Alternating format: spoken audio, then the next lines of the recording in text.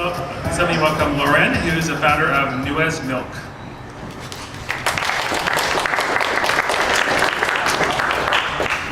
Hi, how are you? Hello. My name's Lauren, Elbe. I like to see myself as a local food creative doer. Please excuse me, I'm going to be reading. I'm a not milker, not a public speaker. But I'm very excited to be here to talk about what I'm up to.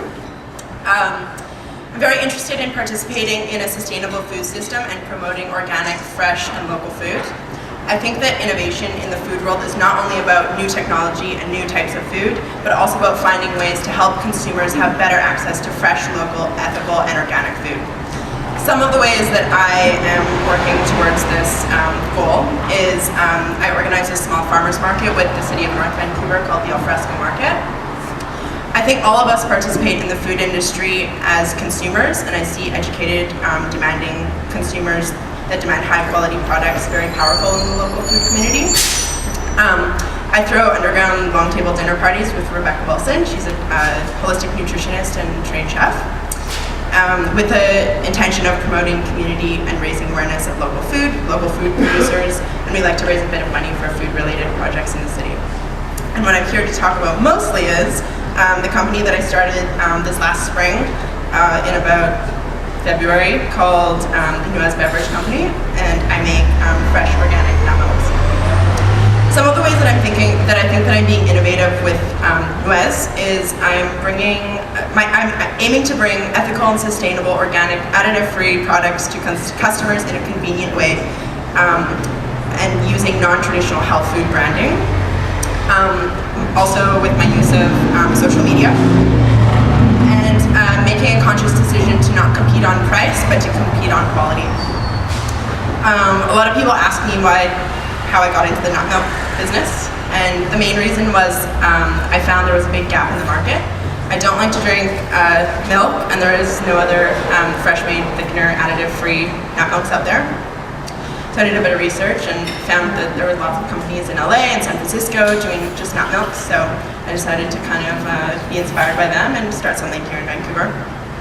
I studied holistic nutrition about 4 years ago for a little while, and I took a closer look at my diet and realized that there was a lot of unnecessary non-food ingredients in the food I was consuming, like colorings, thickeners, and preservatives. While all these things are officially safe to eat, I don't think that they contribute to overall health and wellness, so I decided to cut these products out of my life and my diet, and I recommended that my clients, I'm also a personal trainer, do the same. A lot of these people didn't have the time or the know-how to make these products, to make alternatives to these products.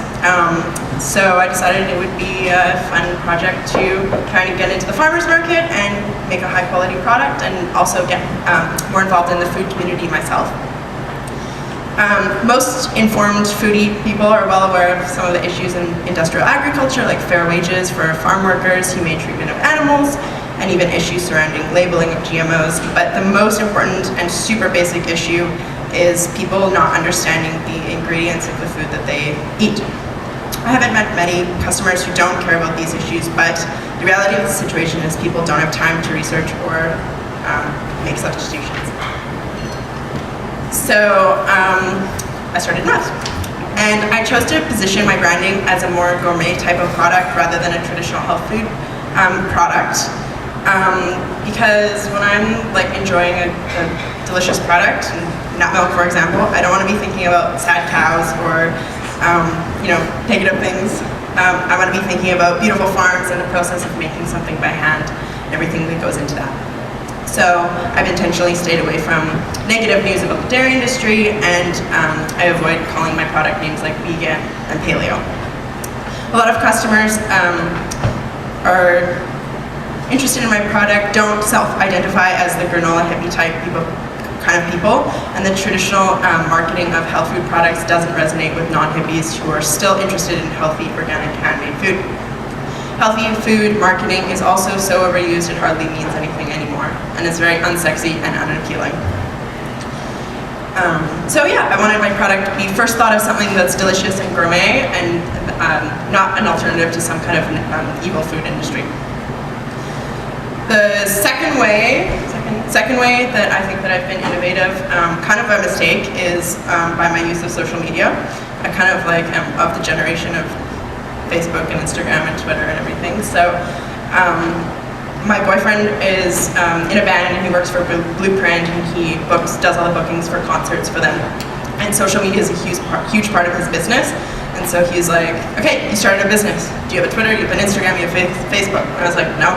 Who's gonna want to look at pictures of like my food photos? Like, no one's interested in that. But I was wrong. After my first Hawker's Market, Twitter and Instagram were really important tools for me for communicating like my farm visits and my like locally made, handmade vibe. And yeah, it helped create a really cool brand image that supported not only my message, but also gave me the ability to collaborate with other people working with food and feature what they're up to, and they feature what I'm up to. So I've come across a lot of people making really interesting, cool food that have no form of communication to people, and I always tell them, like, get a Twitter, get an Instagram immediately. Like, it's so important. And now I have more Instagram followers than my boyfriend. He's a little bit upset about that. Not that that means anything. Maybe I kind of like it. Okay, anyways. The other thing that I was really conscious about from the beginning was my whole goal was focusing on quality over price. There's a lot of nut milks out there that are absolute crap, but they're really, really cheap, and that's not the market that I'm going for. I was going for top quality, and I wanted to just like get the best quality of ingredients, obviously for like the most reasonable price, but I wanted to price it appropriately for all the work that goes into it and everything. So, and it's definitely something that there's a lot of space for in the market. And sourcing locally for me has two advantages. I get to interact with the farmers, I get to see what's in season, how the crops are doing, and when I can get the best deals and when I can buy and when I shouldn't buy. I also get to connect customers with the source of their food through social media, and it's really powerful marketing-wise, and people are actually very, very interested in this, and so am I. So Richard asked about failing. Failing's a concern for sure. But I think that there's so much out there right now in food. The only way that you can differentiate yourself is by being creative and innovative.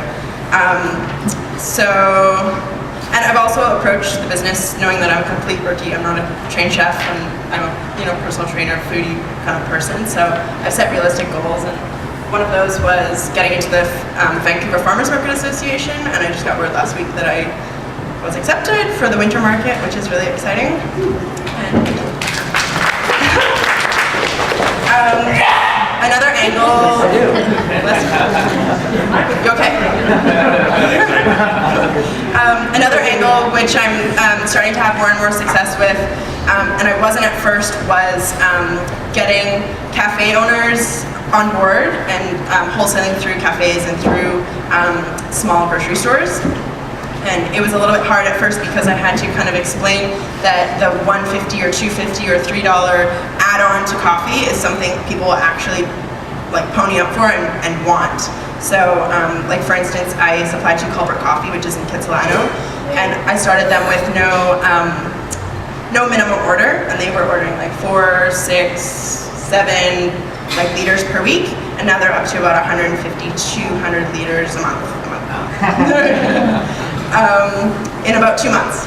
So it grew really, really quickly, and it was something that people were really interested in, and they wanted more flavors, and so that's pretty cool. And so I'm trying to get out there a little bit more and tell cafe owners that it's a good way for them to differentiate themselves from other cafes is by providing a way higher quality product. And I hope that more cafes will leave competing on cost to McDonald's and Tim Hortons. Right.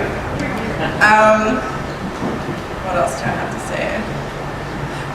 Another thing that I'm worried about in terms of failing is I'm really reliant on raw ingredients, so hazelnuts, almonds, walnuts. The local hazelnut crop, I don't know if you know, is facing a total crop failure in the next 5 to 10 years because of a tree disease called the Eastern Filbert Blight.